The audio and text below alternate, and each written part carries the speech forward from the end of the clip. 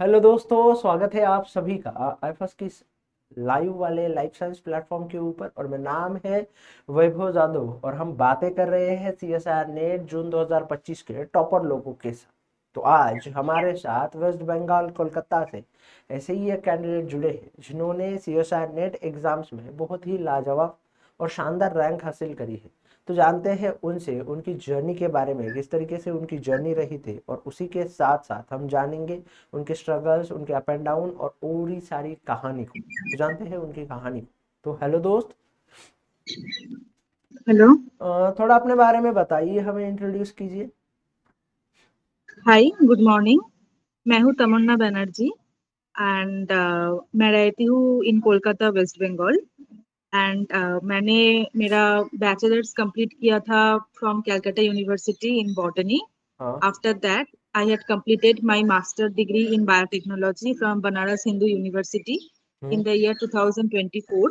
हम्म। उसी के आसपास टाइम से I had started preparing for the CSR net JRF examination hmm. and I had qualified the NET LS with an All India rank 26 in December 2024 and hmm. currently मैंने CSR NET JRF qualify किया with an All India rank of 64 and raw score 109. Hmm. Okay, raw score कितना था आपका? मेरा raw score है 109. Okay, बहुत बढ़िया।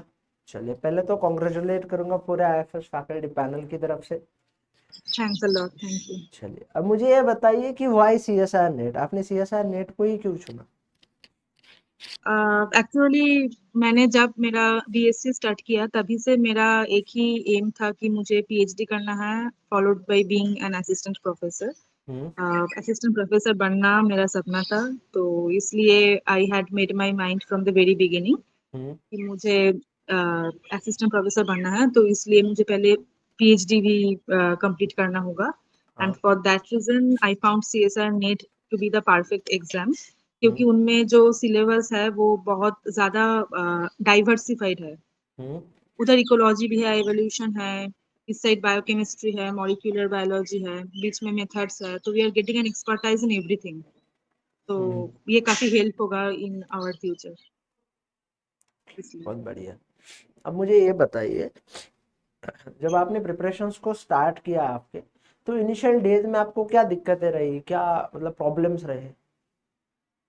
Okay. हम्म। तो मैंने जो प्रॉब्लम फेस किया कि मेरा कंसेप्ट का थोड़ा दिक्कत था, थोड़ा हाँ। इन डेप्थ कंसेप्ट मुझे चाहिए था, तो हम्म। ये वाला थोड़ा प्रॉब्लम मैंने फेस किया। तो मैंने यही कंक्लूजन में पहुंचा कि you have to read the standard book always side by side. Hmm. Coaching is the fast option for everyone, क्योंकि कोचिंग से हमें एक प्रॉपर गाइडेंस मिलता है, एक प्रॉपर बैकबोन मिलता है।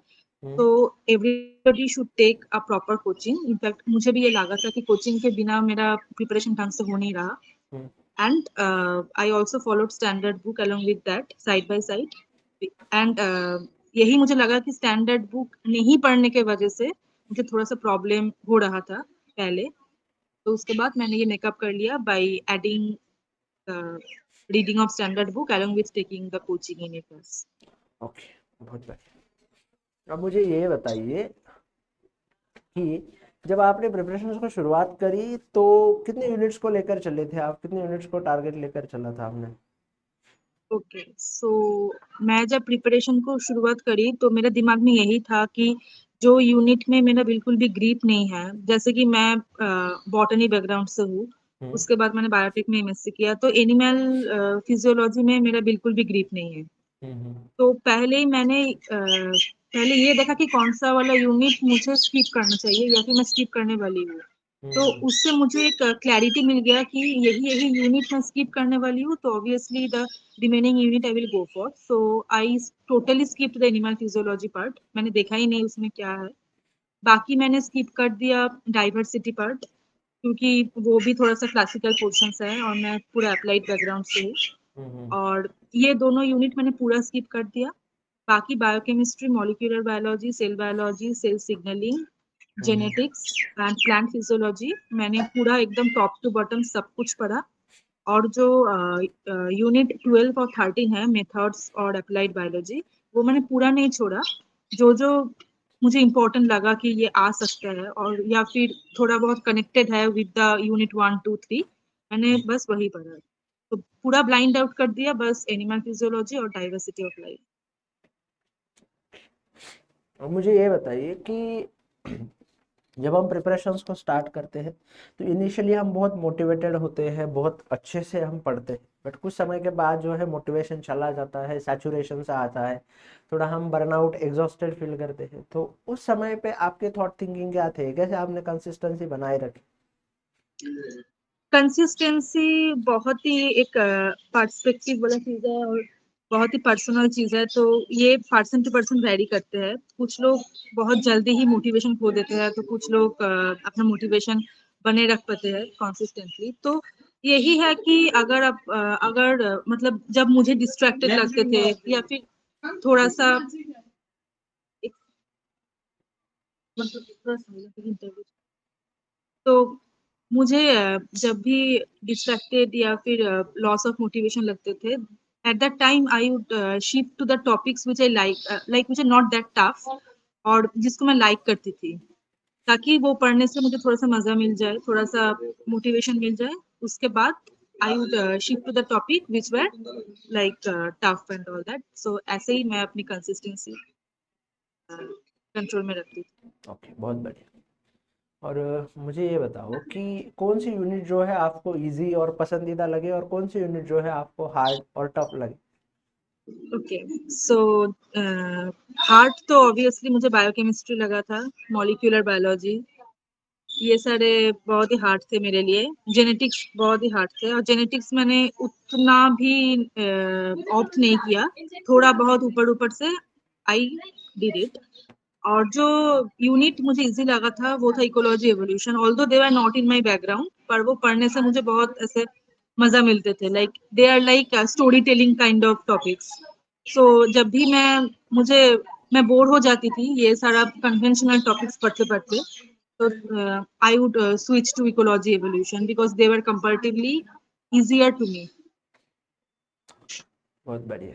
चलिए, अब मुझे ये बताइए कि जो फ्यूचर एस्पिरेंट्स है, आगे आने वाले बच्चे हैं, तो उनके लिए आपकी क्या सलाह रहेगी, कैसे उन्होंने प्रिपरेशन करनी चाहिए इस एग्जाम्स की?